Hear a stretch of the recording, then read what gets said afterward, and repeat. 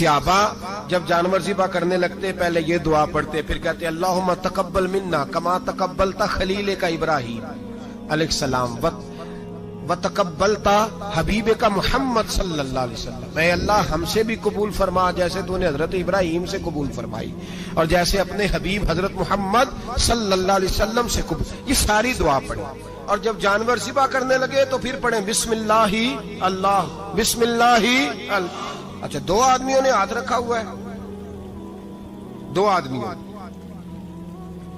اب اگر ایک نے بھی نہ پڑھی بسم اللہ اللہ اکبر تو جانور حلال نہیں ہوگا، دونوں کو پڑھنا پڑے گا. یہ مسئلہ یاد رکھیں. ایک اور بات بھی بتانی ہے آپ، وہ بھی آپ نے یاد رکھنی. قربانی کے بڑے جانور میں کتنے حصے ہوتے ہیں؟ 7. اب 7 حصوں میں 7 کی نیت قربانی کی ہونی چاہیے. 7 کی 6 حصے ڈال گئے، جو چلے تھوڑے سے زیادہ امیر لوگ نہیں تھے، نارمل تھے، انہوں نے 6 حصے ڈال لیے. 7واں امیر آدمی تھا، اس کو جا کے کہا یار ایک حصہ نہیں مل رہا تو چل تو نے تو 2-3 بکرے لیے ہوئے ہیں تو بھی شامل ہو جا. اس نے پہلے تو کہا نہیں یار میں نے اب لے لیے. پھر جب اصرار کیا تو کہا چلو ٹھیک ہے بڑے گوشت کا قیمہ کرا لیں گے. تو اس طرح کرو ڈال لو میرا بھی حصہ. اب 6 کی نیت قربانی کی، 7ویں کی گوشت کی، کسی کی بھی قربانی نہیں ہوگی، گئے سارے. اب اس کے لیے شرط کیا ہے کہ اس کو بھی آپ، اصل میں ہمیں مسائل نہیں آتے، نہ ہم سیکھتے ہیں نہ پتہ کرتے ہیں، پھر خرابی ہوتی ہے. اب اس سے کہیں کہ یار قربانی سے پہلے اپنی نیت کا اعادہ کر، اپنی نیت کا اعادہ کر، بتا کہ تیری نیت کیا ہے، اگر غلط ہے تو صحیح کر لے تاکہ سب کی قربانی تو بتا. یہ جو تو رکھ رہا ہے قربانی تو کس کی قربانی کر رہا ہے؟ دادا جی کے نام کی، ابا جی کے نام کی، اپنے پیر کے نام کی، استاد کے نام کی، یا رسول پاک صلی اللہ علیہ وسلم کے نام، نبی پاک کے نام کی؟ اس سے پوچھیں اور جو وہ نیت بتائے اس نیت کی دعا ہوگی، اس کی طرف سے کہا جائے گا اے اللہ اس کی طرف سے اسے قبول. میری بات کی سمجھ آ رہی ہے میرے عزیزوں کو؟ اور اس ارادے کے ساتھ قربانی، اگر ایک کی بھی نیت خراب ہو گئی تو مسئلہ بگڑ گیا. اس لیے ان مسائل کو، اور نبی پاک کے نام کی جو قربانی ہوگی سبحان اللہ. میں کرامات کا زیادہ قائل نہیں، ہم کرامات کے نہیں کیفیات کے قائل ہیں، کیفیات کی. اور دین ویسے بھی لفظوں کا نام نہیں کیفیت کا نام ہے.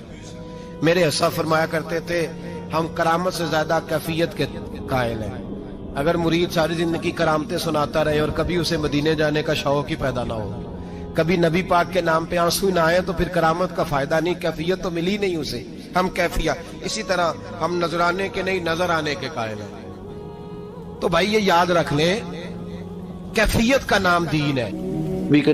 نبی پاک صلی اللہ تعالی علیہ وسلم نے حج ایک فرمایا، قربانی حضور جس دن مدینے آئے اس وقت شروع فرمائی، اور ہر سال حضور قربانی دیتے، ہر سال 2 جانور ذبح فرمائے. یا رسول اللہ صلی اللہ تعالی علیہ وسلم 2 کا کیا مقصد؟ فرمایا ایک میری طرف سے ایک میری غریب امت کی طرف سے. یا رسول اللہ صلی اللہ علیہ وسلم کس طرف سے؟ فرمایا ایک میری طرف سے ایک میری امت کی طرف سے. کبھی فرمایا ایک میری طرف سے ایک میرے اہل بیت اور میری امت کی طرف سے. 2 جانور حضور نے ذبح فرمائے.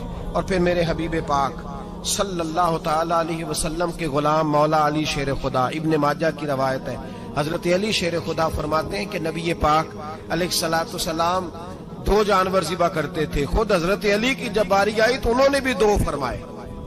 تو صحابہ نے پوچھا کہ علی 2 کیوں، 2 کس لیے؟ تو حضرت علی رضی اللہ تعالیٰ عنہ فرمانے لگے مجھے میرے حبیب نے وصیت فرمائی تھی کہ علی تو نے 2 کرنے، ایک اپنی طرف سے کیا کرنا، ایک میری طرف سے کرنا.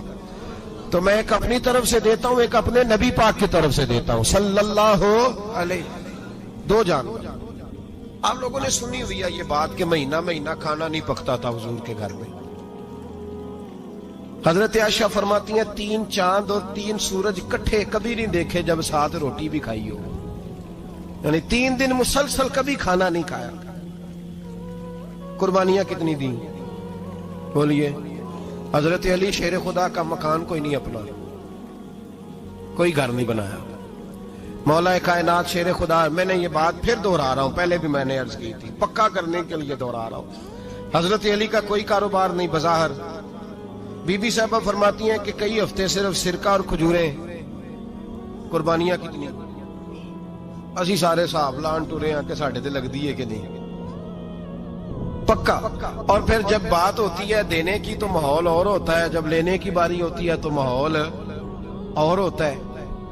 कुर्बानी वाजिब है उस शख्स पर जिसके पास 52.5 तोले चांदी या 7.5 तोले, लेकिन मैं 7.5 तोले वाला फतवा नहीं देता, मैं 52.5 तोले चांदी वाला फतवा देता हूं। इसलिए कि 52.5 तोले चांदी तो शायद तोला या 1.5 तोला सोने के बराबर ही हो जाए, ठीक है ना जी। तो 7.5 तोले सोना 50-60 हजार रुपया जिस आदमी के अकाउंट में मौजूद है वो कुर्बानी करे। बल्कि इमाम शाफी रहमतुल्लाह अलैह फरमाया करते थे जिसने 3 कमरों को ताला लगाया हुआ है वो 3 कमरे फारग हैं, उसके किसी काम के नहीं, उनकी कीमत का हिसाब लगाए। छत पे स्टोर बना दिया है, कोई मतलब नहीं उसका, और जो वैसे रखे हुए हैं कोई माना ही नहीं कमरे का, माते थे हिसाब लगाए, कुर्बानी करे। रब करीम की बारगाह में देने का जब मामला आया तो तू गोल कर गया काम। मेरे रसूल कायनात सरवर आलम सल्लल्लाहु अलैहि वसल्लम का जब अपने लिए चीजें इस्तेमाल करने का माहौल है तो महबूब पाक अलैहिस्सलातु वस्सलाम ने महीना महीना रोटी नहीं पकाई। यहाँ जो आदमी हर जुमेरात को 4 किलो बकरे का गोश्त पकाता है और हर तीसरे दिन मुर्गी का गोश्त लाता है, वो कुर्बानी की बारी आती है तो कहता मेरे पे लगती नहीं। वो ठीक है अब्बा जी ले आए, अब्बा जी की तरफ से कुर्बानी है, इस दफा अब्बा जी की, अगली दफा अम्मा जी की, उससे अगली दफा दादी जी की। ओ खुदा के बंदो, जिस आदमी के पास पैसे हैं पहले अपनी कुर्बानी वाजिब है। मेरी बात की समझ आ रही है अजीजों को? जो आदमी साहिब इस्तिताअत है पहले किसकी कुर्बानी करेगा? वो कमाई करता है, उसके अपने अकाउंट में तनख्वाह आती है, अब्बा जी के अकाउंट में नहीं आती। उसने अपना बैंक बैलेंस चोरी भी रखा हुआ अब्बा जी से। पहले अपनी कुर्बानी करे, अगर उसको शौक है, दिल करता है तो एक और खरीदे, फिर अब्बा जी की तरफ से करे। अगर अल्लाह ने तौफीक दिया तो एक और खरीदे, अम्मा जी की तरफ से करे। और अगर उसके दिल को अल्लाह ठंडक अता करे, सुकून करे, तो फिर अपने रसूल की तरफ से भी कुर्बानी दे, फिर अपने महबूब की जानिब से भी कुर्बानी करे। नबी पाक सल्लल्लाहु ताला अलैहि वसल्लम ने हर साल 2 कुर्बानियां दी, 10 साल। कुल कितनी होगी 10 सालों में? बोलिए। और जब हुजूर हज करने गए तो नबी पाक ने 63 ऊंट ज़िबा फरमाए। एक ऊंट में कितनी कुर्बानियां होती हैं? 63 ऊंट हुजूर ने ज़िबा फरमाए। और हदीस बड़ी मजेदार है। हजरत अबू हुरैरा रदी अल्लाह ताला अन्हु फरमाते हैं कि जब ऊंट ज़िबा करने की बारी आई तो हम सोच रहे थे, परेशान थे कि ये तो बड़ा मुश्किल है ज़िबा करना, बड़ा मुश्किल है, इसको तो नहर करना पड़ता है, गिराना पड़ता है, बांधना पड़ता है, सबसे मुश्किल काम ऊंट ज़िबा करना है। तो नबी पाक सल्लल्लाहु अलैहि वसल्लम की तो आदत करीम है, अपने हाथ से ज़िबा करते हैं हुजूर। वो हमारा अल्लाह खैर करे, अब अल्लाह ही हाफिज है। ज़िबा करना तो दूर की बात है, हमारा जो बीए पास लड़का है ना, उसको डर आता है जानवर के पास खड़े होते हुए। कहते हैं बच्चों को अंदर ले जाओ, 10 साल का 12 साल का अंदर ले जाओ, ज़िबा करना, रोएगा। अब बस करो यार, ये किस कौम से तुम्हारा ताल्लुक पड़ गया है? हमारे तो 12 और 14 साल के मुअव्वज़ और माद अबू जाल की गर्दन काट के रख दिया करते थे, और तू बच्चा बकरा ज़िबा करने से डरा रहा है। इसको खड़ा कर ला के, कुर्बानी तो जिहाद की ट्रेनिंग है, वो खड़ा कर, इसको कहा बेटा यहाँ खड़ा हो, अल्लाह के रास्ते में बकरे की गर्दन काटनी है। अगर कोई शख्स खुदा रसूल के दीन की मुखालफत करे, कुफर का झंडा उठाए, तो उसकी गर्दन भी काटनी है। ये ट्रेनिंग है बच्चों के लिए। यहाँ अजीब माहौल है, डर लग रहा है, पीछे हट जाओ। और जिस साहब की कुर्बानी है वो भी कोई 1.5 किलोमीटर के फासले पे खड़े हैं, दूर खड़े होकर देख रहे हैं। नफीस ही बड़े हैं जनाब, लतीफ ही बड़े हैं। कपड़ों को कोई कतरा खून का लग गया तो बड़ी मुसीबत बन जाएगी। और अमीर आदमी, उसने तो, उसका तो घर कसाई ने खुद फोन किया है कि साहब सबसे पहले मैं आपके घर आऊंगा। उसको पता है कि मुंह मांगी कीमत मिलेगी। मेहरबानी फरमाए, कुर्बानी मेरे रसूल पाक सल्लल्लाहु अलैहि वसल्लम से ज्यादा नफासत वाली तबीयत किसी की नहीं। सहाबा कहते हैं इतना हसीन महबूब का अंदाज था कि कभी कपड़ों पे मक्खी भी नहीं बैठी। और हुजूर से हम सलाम लेते थे, दस्ते मुबारक चूमते थे तो हमारे हाथों से कस्तूरी की खुशबू आने लगती थी। और फरमाते नबी पाक का हाथ यूं होता था कि बर्फ भी इतनी ठंडी नहीं जितना प्यारा हुजूर का हाथ ठंडा होता था। फिर भी हुजूर दस्ते मुबारक में खंजर पकड़ते, जानवर को लिटाते, اور اپنی طامت کو سمیٹتے اور اللہ کے حبیب گھٹنا رکھتے اس کی گردن پر اور بسم اللہ اللہ اکبر کہہ کے ذبح فرماتے. حضور خود دست مبارک سے تو اتنا زیادہ نازک مزاج ہو گیا ہے کہ اب یہ والی سنت ادا کرنا مشکل ہو گیا تیرے لیے. 63 اونٹ ہیں اور صحابہ کرام علیہ رضوان فرماتے ہیں کہ حال یہ ہے ہم سوچ رہے ہیں کیسے ذبح کریں گے, کیا کریں گے, کیسے گرائیں گے. اور نبی پاک صلی اللہ علیہ وسلم کہتے ہیں ہم ابھی سوچ میں ہی تھے کہ حضور نے چھری پکڑی. خنجر جب حضور نے اٹھایا تو فرماتے ہیں اونٹ دوڑتا ہوا آیا اور نبی پاک کے سامنے آ کے لیٹ گیا. فرماتے ہیں اللہ کے رسول نے بسم اللہ اللہ اکبر کہہ کے ذبح کیا, اس نے ٹانگ بھی کوئی نہیں ہلائی, پیر بھی کوئی نہیں ہلایا. وہ کسی شاعر نے بڑی عجیب بات کہی تھی, اس نے کہا پھنسی جو دام میں بلبل تو لگی یوں کہنے کرے گا قتل کیا تو نے جب اسیر مجھے, کباب شمع کے شعلے پہ کیجیو صیاد شکل گل نظر آئے دم اخیر مجھے. وہ کہتے ہیں بلبل وہ شکاری, صیاد شکاری, شکاری نے پکڑ لیا بلبل کو تو صیاد سے بلبل کہنے لگی تو نے پکڑا ہے تو قتل تو کرے گا ہی نا, کھائے گا تو صحیح, ایک میری منت ہے. شکاری کہنے لگا وہ کیا, تو بلبل کہنے لگی جب تو مجھے ذبح کرے نا اور پکائے تو مجھے پھول سے بڑی محبت ہے. اس طرح کرنا, کوئلے اتنے زیادہ دہکانا, اس قدر زیادہ آگ جلانا کہ ان کی شکل گلاب کے پھول کی طرح سرخ ہو جائے.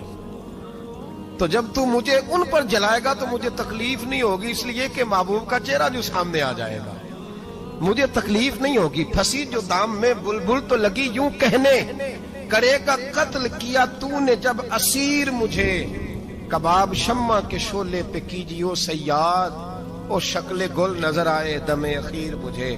اعلیٰ حضرت بریلوی علیہ رحمہ فرمایا کرتے تھے, فرماتے تھے بڑی تکلیف ہوگی, بڑی تکلیف ہوگی جب جان نکلے گی. روایتوں میں آتا ہے جس طرح باریک دوپٹہ جھاڑیوں پہ ڈالا جائے کھینچا جائے تو پھٹ جاتا ہے, یوں تکلیف ہوگی. پر فرمانے لگے رسول اللہ کے غلام کو کوئی تکلیف نہیں ہوگی. حضور کیوں؟ فرمایا اس لیے کہ جب جان نکلنے لگے گی تو سامنے جلوہ والضحیٰ آ جائے گا. حضور کے جلوے ہوتے رہیں گے تو پتہ ہی نہیں چلے گا جان کیسے نکل گئی. پھنسی جو دام میں بلبل. تو صحابہ فرماتے ہیں کہ اونٹ دوڑتا ہوا آیا, حضور کے سامنے آ کے لیٹا, نبی پاک نے ذبح فرمایا اور فرماتے حد ہو گئی. حضور نے توجہ فرمائی تو دوسرا دوڑتا ہوا آ گیا, تیسرا آ گیا. حضرت ابو ہریرہ فرمایا کرتے اونٹ ایک دوسرے کو دھکے دیتے تھے, پیچھے ہٹ جا, پہلے میں نے جانا ہے, پہلے میں نے جانا ہے. 63 اونٹ وادی مینا میں حج کے موقع پر میرے رسول پاک نے دست مبارک سے ذبح فرمائے. ہر قربانی حضور نے اپنے ہاتھوں سے فرمائی. قربانی واجبات دین میں سے, ضروریات دین میں سے, اور کوئی اتنا لمبا چوڑا مسئلہ نہیں. بہت ساری چیزوں کو خود بخود مشکل کر لیتے ہیں. ٹی وی پہ خبر آتی ہے فیصل آباد کے 2 بیل ہیں, بولو اور ڈولو, پتہ نہیں کتنے من ان کا وزن ہے. ان سے پوچھا جا رہا ہے کہ بولو ڈولو کھاتے کیا ہیں, تو کہتے ہیں بادام کھاتے ہیں, مکھن کھاتے ہیں. یہ جناب پتہ نہیں ان کو دودھ کتنے کلو روز پیتے ہیں, اور بولو ڈولو بیچارے سے خود نہیں چلا جا رہا, لگ ایسے رہ جیسے وہ خود کہہ رہے ہیں مہربانی کرو ہمیں ذبح کر لو, اب تو اٹھا بیٹھا بھی نہیں جا رہا. او خدا کے بندو, دین کی اصل حقیقت کو سمجھو. یہ تو حضور نے فرمایا خوبصورت جانور لاؤ, یہ کس حدیث میں آیا ہے کہ اسے بادام کھلاؤ؟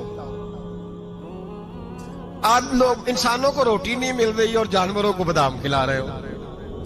اس کے حصے میں جو اللہ نے شے رکھی ہے نا وہ چارہ ہے, اس کو چارہ کھلاؤ اور اچھے طریقے سے پیٹ بھر کے کھلاؤ. جانور کو پیٹ بھر کے چارہ کھلایا جائے تو جتنی اس کی طبیعت ہوتی ہے اس حساب سے وہ صحت مند ہو جاتا ہے. باقی یہ تو آپ کسی شخص کو اتنا کھلا دیں کہ اس کا پیٹ اتنا بڑا ہو جائے, پھول جائے, تو وہ بیچارہ تکلیف میں آئے گا کہ نہیں آئے گا؟ یہ کس قسم کا ماحول ہے؟ ایک بکرا بکا لاہور میں اور سیٹھوں نے شرطیں لگائی ہوئی ہیں, میں 5 لاکھ کا لایا ہوں تو میں 9 لاکھ کا. یہ کیا چکر ہوا؟ مجھے اتنا کھلایا جی اس کو فلاں چیز. یہ کس نے کہا ہے کھلانے کا؟ بادام کھانا کس حدیث میں آیا؟ کس صحابی نے اپنے بکرے کو بادام کھلائے؟ کس نے مکھن کھلایا؟ کس نے پیڑے کھلائے؟ بس کرو, عجیب تماشا لگ گیا ہے. اور یہاں تو اتنی بری حالت ہو گئی ہے کہ عورتیں ناچنے لگی ہیں قربانی کے جانوروں کے آگے, بیبیاں بیچنے لگی ہیں. اللہ کے غضب کو آواز نہ دو, یہ قربانی ہے کہ ہر چیز کا، مذہب کی ہر شے کا مذاق بنا دیا ہے۔ جس دین نے عورت کی اپنی قربانی بھی ہو تو اس کو ذبح کرنے کی اجازت نہیں دی، مرد ذبح کرے گا۔ جو دین کہتا ہے کہ عورت ذبح نہیں کرے گی، وہ عورت بیچ سکتی ہے لا کے جانور؟ یہاں جس کا میں نے رمضان میں بھی کہا تھا، پھر بات دہراتا ہوں، سارا سال ناچتے گاتے ہیں اور عید کا موقع آتا ہے تو 2-4 مولوی بٹھا کے وہ دین سکھانا شروع کر دیتے ہیں۔ کوئی پتہ ہی نہیں، کوئی خبر ہی نہیں۔ جس بوتل میں کل تک شراب بک رہی تھی اسی میں دودھ پلاؤ گے؟ جس برتن میں کل تک پیشاب تھا اس میں آج لوگوں کو شہد پلاؤ گے؟ بس کرو، یہ مذاق نہیں، یہ رسول اللہ کا دین ہے۔ نبی پاک سید عالم صلی اللہ تعالی علیہ وآلہ وسلم نے کوئی ذمہ عورت کے کوئی چیز نہیں لگائی ایسی جس میں اسے مردوں کے ساتھ شامل ہونا پڑے، اور عورت سمجھ ہی نہیں رہی کہ یہ اس کی تذلیل ہے، عزت نہیں۔ صابن بک رہا ہے تو ساتھ بی بی کھڑی ہے، شیمپو بک رہا ہے تو عورت اس کی جو ہے وہ ایڈ دے رہی ہے۔ یہ عزت ہے عورت کی؟ رسوا کر دیا تم نے ہر شے میں عورت۔ اب قربانی کا جانور بھی بی بی بیچے گی؟ غیرت کہاں گئی اس قوم کی؟ میرے رسول پاک سرور دو عالم صلی اللہ تعالی علیہ وسلم کو کسی نے آ کے کہا فلاں قبیلے کے لوگوں نے عورت کو سربراہ بنایا ہے، عورت کو آگے لگا لیا ہے، فرمایا تباہ ہو گئے وہ لوگ، انہوں نے عورتوں کو اپنے آگے پیشوا بنا لیا۔ جس رب نے عورت کو نبوت نہیں دی، امامت کرنے کا حق نہیں دیا، کس چکر میں لوگ پڑ گئے؟ 5 لاکھ کا جانور کس لیے لائے ہو؟ 5 لاکھ کا تفاخر کے لیے، دکھانے کے لیے؟ تو اگر 50,000 کا 60,000 کا بھی جانور لاتا تو اچھا آ جاتا، اور 50,000 کا جانور لائے تو 5 لاکھ میں کتنے آتے ہیں؟ بولے تو 10 جانور ذبح ہوں گے تو کتنے غریبوں تک گوشت جائے گا، کتنے گھروں کا بھلا ہوگا؟ ہر چیز کا چکر الٹا کر دیا گیا ہے۔ اور صرف حج کے لیے ہوتی تو میرے رسول پاک ہر سال قربانی نہ کرتے، اور میرے نبی پاک قربانی دینے کا حکم۔ ایک اور بات بڑی لوگ پوچھنے لگے، کہتے جی گائے کی ہوتی ہے، بھینس کی بھی ہوتی ہے کہ نہیں؟ چلو جی اب نئی بات نکل آئی۔ حدیث پاک میں لفظ آیا اونٹ کا، نبی پاک نے فرمایا بکرا 1 سال کا، گائے 2 سال کی، اونٹ 5 سال کا۔ حدیث میں لفظ آ گیا اونٹ کا۔ آپ کو بندہ کہے پہلے بتائیں نر کا کہ مادہ کا، تو میں کدھر سے آپ کو حدیث نکال کے دوں جس میں نر بھی اور مادہ علیحدہ علیحدہ ہو؟ حدیث پاک میں ذکر آ گیا دمبے کا، مینڈے کا۔ اب باقی جو سارے جاگ رہے ہیں نا، اب غور فرمائیں، باقی ایک بکرا ہے، ایک چترا ہے، ایک دمبا ہے، ایک دیسی بکرا ہے، ایک پہاڑی بکرا ہے، تو علیحدہ علیحدہ لفظ کہاں سے نکال کے دیے جائیں؟ یہ ساری انواع ہیں، اقسام ہیں، نوع ہیں۔ اسی طرح بھینس بھی گائے کی ایک قسم ہے۔ امام اعظم ابو حنیفہ فرماتے ہیں نوع منہ، یہ اس کی ایک قسم ہے، نوع میں سے ہے، گائے کی نوع میں سے۔ آپ عام لفظ بولتے ہیں تو کہتے ہیں بکرا چترا گائے بھینس، عام لفظ ہے نا۔ تو جب گائے کہہ دیا تو آپ کو بندہ کہے گائے آیا تو پہلے بتائیں گائے تو ہے تو اس میں بیل شامل ہے کہ نہیں؟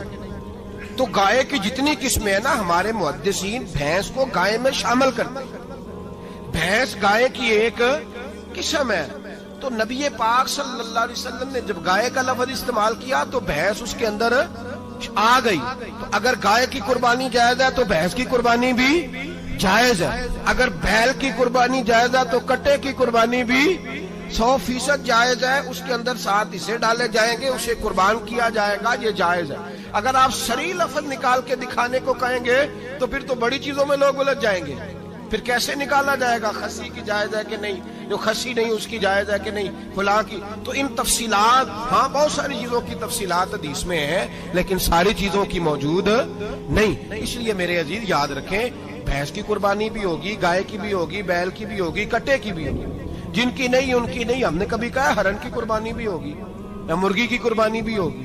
تو حدیث مبارکہ کے اندر جو چیزیں موجود ہیں ان کی جتنی اقسام ہیں ان سب کی قربانی کرنا ہاں جائز ہے۔ اور میرے نبی پاک صلی اللہ علیہ وسلم نے فرمایا جانور خوبصورت ہو، لنگڑا نہ ہو، کانا نہ ہو، زخمی نہ ہو، خوبصورت جانور لاؤ، اس کو لا کے ذبح کرو۔ لوگ کہتے ہیں چلو اتنے پیسے اللہ کے راستے میں دے دیں، تو یہ کافی نہیں کافی۔ مسلم شریف میں، بخاری شریف میں میرے نبی پاک سید عالم صلی اللہ تعالی علیہ وسلم نے فرمایا 10 ذی الحج کو 10 ज़िलहज को अल्लाह की नजर में इब्ने आदम का सबसे पसंदीदा अमल।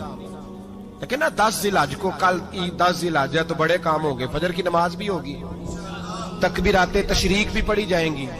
आज फजर से शुरू हो गई ना, 9 की फजर से लेकर 13 की असर तक तकबीराते तशरीक पढ़ी जाएंगी। अल्लाहु अकबर, अल्लाहु अकबर, ला इलाहा इल्लल्लाह वल्लाहु अकबर, अल्लाहु अकबर वलिल्लाहिल हम्द, अल्लाहु अकबर, अल्लाहु अकबर, ला इलाहा इल्लल्लाह वल्लाहु अकबर, अल्लाहु अकबर वलिल्लाहिल हम्द, अल्लाहु अकबर, अल्लाहु अकबर, ला इलाहा इल्लल्लाह वल्लाहु अकबर, अल्लाहु अकबर वलिल्लाहिल हम्द। कोशिश करें जब भी पढ़ें 3 बार पढ़ें। तकबीराते तशरीक भी पढ़ी जाएंगी, फजर की नमाज भी कल होगी, ईद की नमाज भी होगी, लोग और भी कुछ जिक्र अज़कार करेंगे। लेकिन मेरे नबी पाक सल्लल्लाहु अलैहि वसल्लम ने फरमाया 10 ज़िलहज को अल्लाह को अपने बंदे का जो काम सबसे ज्यादा पसंद है वो ये है कि वो अल्लाह के रास्ते में जानवर का खून बहाए। हालांकि नमाजें भी हैं, अज़कार भी हैं, तकबीरात भी हैं, सारा कुछ है, पर अल्लाह को सबसे ज्यादा क्या पसंद है? जानवर को कुर्बान करना। ये अल्लाह को बड़े खूबसूरत लफ्ज नबी पाक अलैहिस्सलाम ने फरमाया, कुर्बानी का जानवर कयामत के दिन अपने सींगों और खुरों समेत आएगा, और जिसने कुर्बानी की होगी उसकी बख्शिश करवा के उसे जन्नत में लेकर जाएगा। तो फरमाया इब्ने आदम का सबसे पसंदीदा अमल ये, सबसे पसंदीदा, कि वो 10 ज़िलहज को कुर्बानी करें, कोशिश करें खुद ज़िबा करें अपना जानवर। ये हुजूर की सुन्नत है। ये ना हो सके तो नबी पाक सल्लल्लाहु अलैहि वसल्लम ने अपने हाथों से ज़िबा करने लगे हजरत फातिमा का जानवर। तो फरमाया फातिमा इधर आके इसके पास खड़ी हो जाओ, मैं तुम्हारा जानवर ज़िबा करने लगा। अपने जानवर के पास खड़े हो।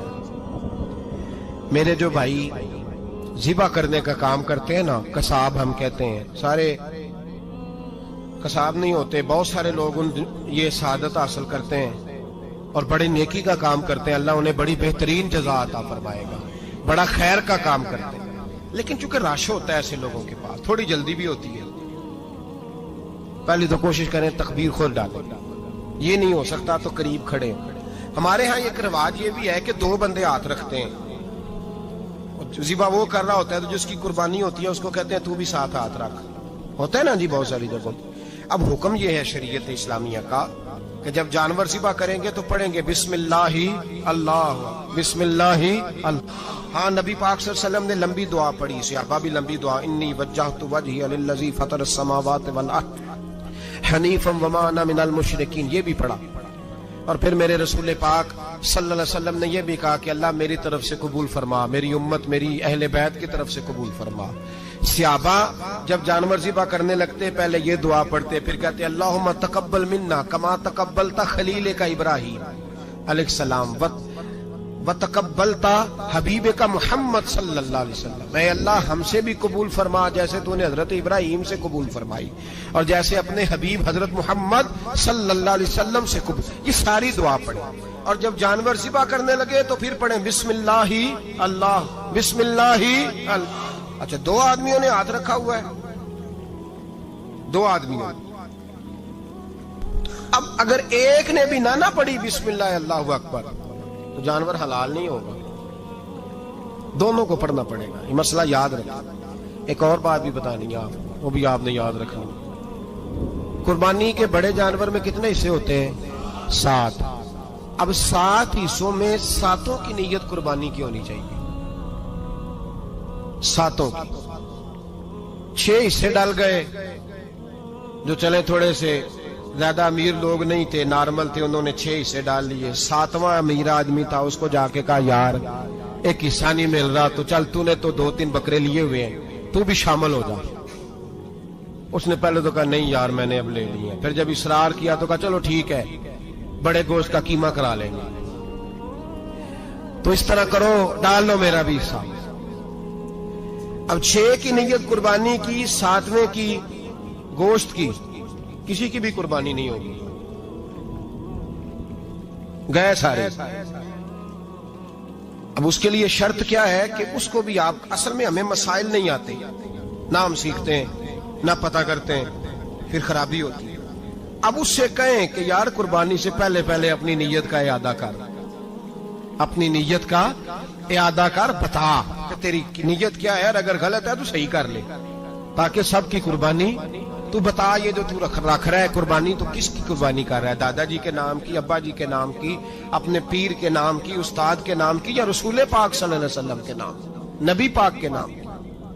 اس سے پوچھیں، اور جو وہ نیت بتائے اس نیت کی دعا ہوگی، اس کی طرف سے کہا جائے گا اے اللہ اس کی طرف سے اسے قبول۔ میری بات کی سمجھ آ رہی ہے میرے عزیزوں کو؟